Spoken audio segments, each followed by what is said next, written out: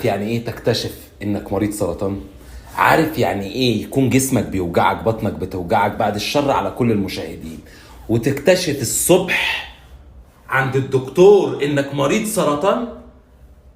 لا، ومعكش فلوس تتعالج، وانت لعيب كوره في نادي كبير والنادي يتخلى عنك. ومش بس كده، وكل رجال الاعمال واصحابك ولاعيبه الكوره والفنانين والممثلين والمشاهير اللي طالعين ياخدوا اللقطه عليك في الهوا في اللايف، يقعدوا يشحتوا عليك في اللايف.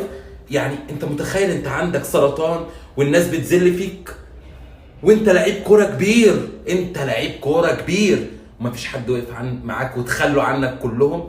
يا جماعه، الشخص اللي انا بتكلم عليه ده ابراهيم شيكا، لعيب كوره فين؟ انا مش هقول اسم النادي، بس اكيد انتوا عارفين مين ابراهيم شيكا. ابراهيم شيكا ده لعيب كوره اسطوري، شاب من الشباب اللي زي الورد، عنده طفلين ومتزوج، وربنا ابتلاه بمرض السرطان وابتدى ينتشر في جسمه.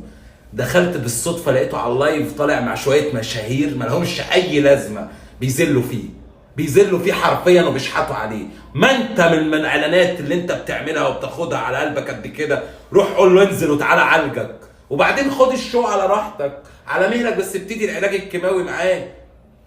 اسمع يا ابراهيم، من موقعي هذا سعد باشا القحطاني السعودي اللي خلاله وامه مصريين صعايده، بقول لك عليا الطلاق من يومنا هذا لحد ما ربنا يشفيك.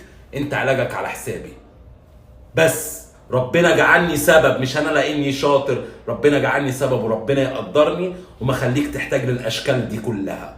اقسم بالله في ظهرك يا ابراهيم، ومش انا بس، كل حبايبك واللي بيحبوك بجد هيجوا يزوروك ويجيبوا لك ورد ويقعدوا معاك، والفنانين والممثلين الرجاله والجدعان مش عايزين حاجه منكم غير الروح المعنويه، النفسيه الطيبه، ورد، شوكولاته. تعالوا زوروا ابراهيم في مستشفى اللي هي الجوي اللي في التجمع الخامس. ابراهيم من يومنا هذا على كفالتي، مش عايزين حاجه من حد، بس عايزين الدعم المعنوي، الدعم النفسي. اقسم بالله ابراهيم في ظهرك وما تخافش، ولازم تخف وترجع تلعب كوره تاني وتيجي لنا السعوديه هنا ندلعك ونحشتكك. واني كان معكم سعد باشا القحطاني. ما تخافش يا ابراهيم، كلنا في ظهرك، اقسم بالله يا حبيبي.